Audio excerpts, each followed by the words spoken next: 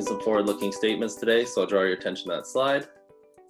And as we move it, when you're looking at investing in a precious metals exploration company, I think there's three things you really need to be focused on. One, obviously, that it has a high quality asset. Two, that it still has lots of potential. And three, that it has a strong management and shareholder group behind it. In our case, we certainly have all three of those. The high quality asset is the La Virginia gold silver project in eastern Sonora in Mexico. We've been actively working on this project since 2018. We just started our phase 3 exploration program on the back end of our Christmas break. We drill year round. Last year, we did around 20,000 meters of drilling, and we expect to do at least that again this year, if not more. For us, we got involved with this project in 2018. This project was actually a company called Mine Finders. For those of you that remember that company, they operated the Dolores mine, which sits 100 kilometers to the south in the same trend. And what they did is they flew this whole mountain range here in eastern Sonora looking for another Dolores. They settled on La Virginia being the lookalike on surface.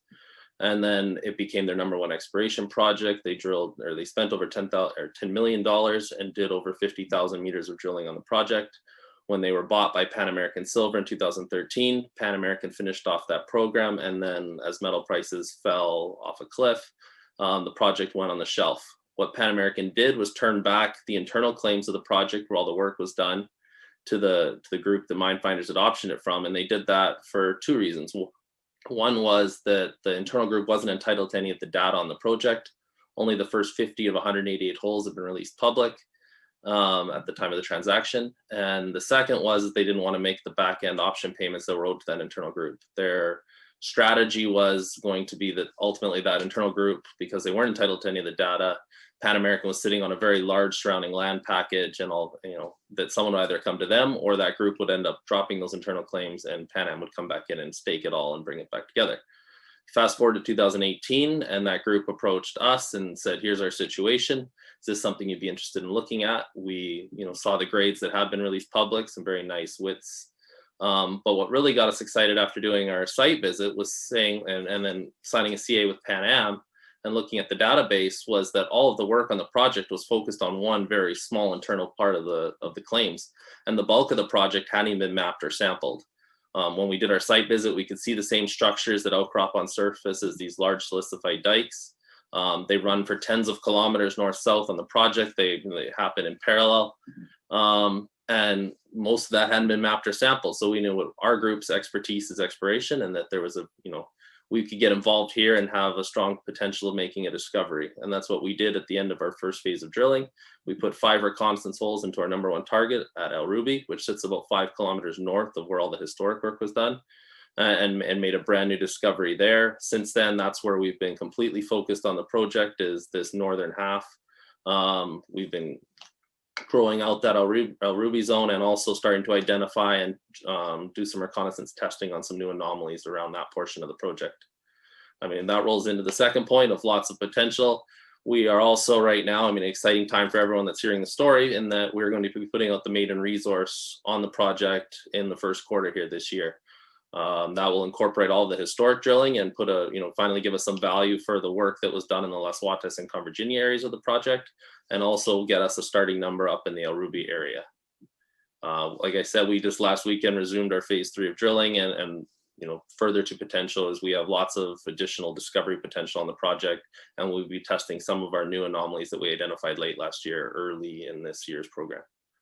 Strong management shareholder group. We've got a technical team. So I think it's been a theme kind of across all of the exploration companies here today, but very important that you have a very strong technical team behind it.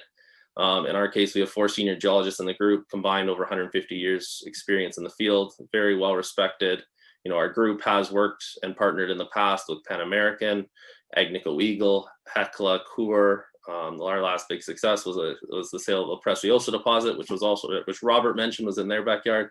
And that was a project we put the first drill hole into in Durango, Mexico, and grew it to over 270 million ounces of silver, ultimately selling in a bidding war between Coeur and First Majestic in 2012, with Coeur winning out. Low share count. This company was set up as a true IPO at the end of 2017. We have 81 million shares outstanding. We're a member of the Belcara group of companies, so we have 3 public companies under our management. And one of the ongoing trends you'll always see in a Belcara group company is management having skin in the game. We control 23% of the stock in this company. All three Belcarra Group companies, we own over 20%. Gary Cope, who sits on the board of directors, is described on message boards as a serial stock buyer. It's just something that comes with our group, that we all like to buy in the open market and support our stocks and have, our skin in the game and our interests aligned with our shareholders. We don't think there's any other better place to, invest our money than in ourselves. We mentioned here's the claim package as it sits now. The bulk of the work was done in those blue claims, and that's where that historic area of working was done at the Convergina and Las Huatas area. And then you can see El Ruby, where we started up, further to the north.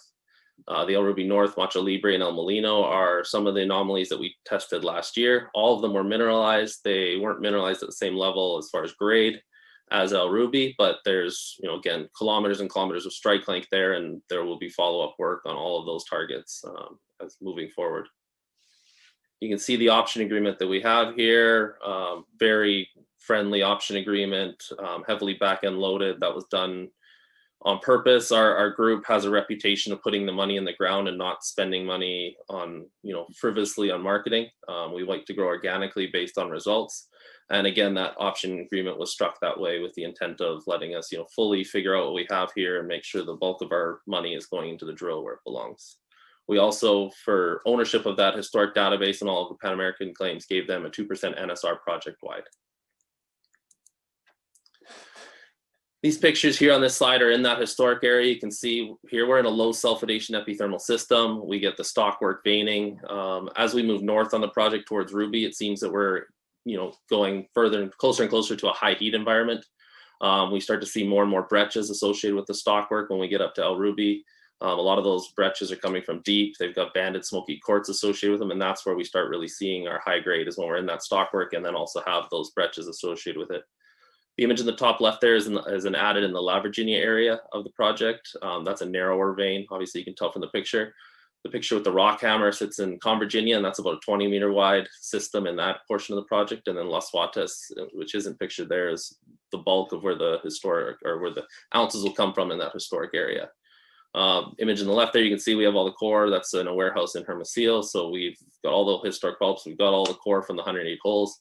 Our independent is already, we've already done our check samples that are independent ones for the resource, where they're very happy with the QA/QC that obviously companies like Pan American and Mine Finders were doing. Where we're focused is on the El Ruby area. Again, this portion of the project, and one of the reasons why it wasn't, even mapped or sampled in the past, was Mine Finders and Pan Am were using these large track-mounted rigs. They were bulldozing in roads. And they were having a lot of success. So it was expensive exploration. We've been using man-portable rigs. We're environmentally permitted to work on the entire project.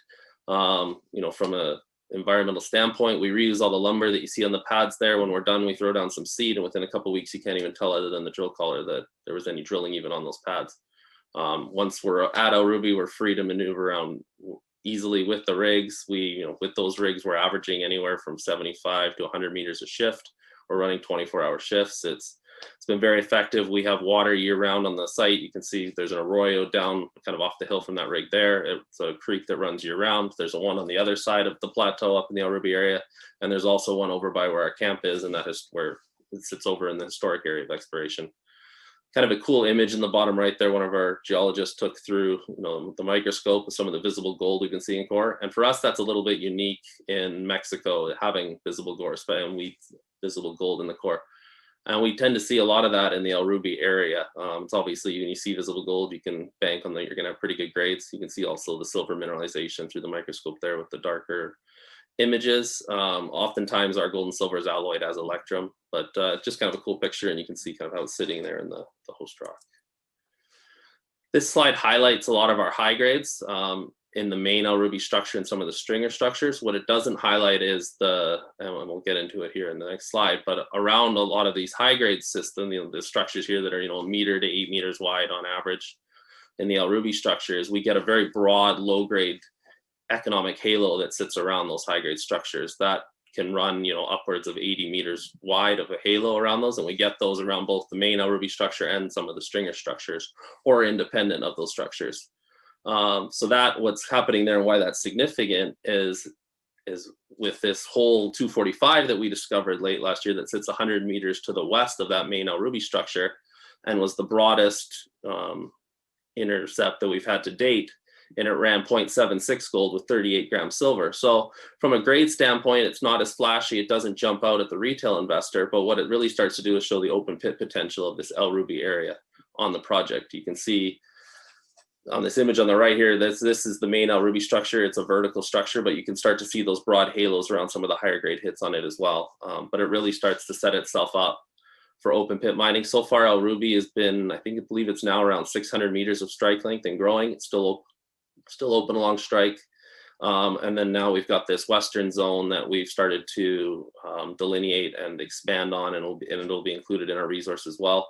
We've got, I think, another 3 holes here at the start of the program that are expanding it to the south, trying to bring in more of this kind of ounce building style intercepts. And it's still, internal to it has some nice higher grade spikes. But what I would envision in the El Ruby area is starting as an open pit and then moving underground on those high grade structures afterwards. We've taken it as deep as 350 meters so far below surface. And again, it remains open at depth as well. Our 2021 exploration plans, we're going to announce, or we will have announced phase 3 as a 5,000 meter program. That's what we did in phase 2. But like I said, last year, we ended up doing around 20,000 meters of drilling. Again, I would expect to see that at least again this year, if not more. We're continuing to map and sample and get caught up on this large land package and continue to get additional anomalies ready to be drill tested.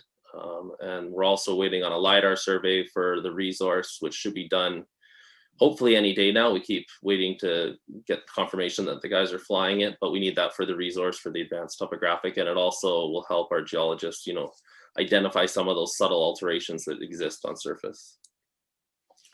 We did some preliminary metallurgical work, some simple bottle roll testing. The first thing we did was actually send samples off to the university in Hermosillo, and that showed that our host mineralization was acanthite with gold and silver alloyed as electrum. And then we did some simple bottle roll tests, showed that the rock leaches very well across all our grade ranges, 90 to 95% recoveries on gold. Even silver was leaching fairly well, 62% up to 76%. And we're doing some follow-up metallurgy to show that higher, that high grade structure with the high grade silver will be recoverable via a different method in a mill. So you don't lose some of those silver ounces when it comes to mining it. Mentioned our group that our company sit in is the Valkera Management Group. The 3 companies are Orex Minerals, Barceli Minerals, and Silver VIPR. Valkera, the most recent success that we were known for was that Orco Silver discovery at La Preciosa. Again, we put the first drill hole into that and grew it to 270 million ounces. You can see some of the names here of the other geologists. The one that's not on here is Rob, but we've got Dale, who's Australian. He grew up around the industry, he's worked all over the world. Ben Whiting was a teacher at Queen's University. He came to work for us at Orco out of Queens, but has worked for dozens, probably 100 companies around the world. Art Freeze came from Cominco and Gold Corp, and again, a very well-respected geologist in the industry. Current cash is around 2.5 million. Again, a really good opportunity on our share price. We hit a high of 85 cents around September last year. Had a pullback like everyone else, but it's created an opportunity to build a position, and our liquidity has picked up certainly recently with the shares from the last financing coming free trading.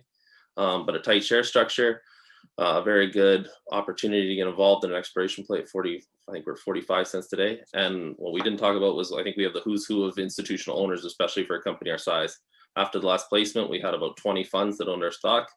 And as far as I know, they all still do. And some of our core larger holders that go from company to company, you can see represented there. We have 1 analyst covering us right now at Red Cloud. That's going to be changing because Derek's moving into a corporate finance role. But David Talbot, who also knows our stock from 8 Capital, will be taking over that file. Just in summary, we got a high quality asset, mining friendly jurisdiction, strong management team, lots of blue sky potential, great shareholder support and a healthy treasury. And on top of that, I think we're also in a very good time. As Peter alluded to, that silver and gold are ready to take off, and there's not a lot of quality companies out there that have exposure to silver. And I think if you're interested in silver exploration, this is definitely one that you should have in your portfolio. Thank you.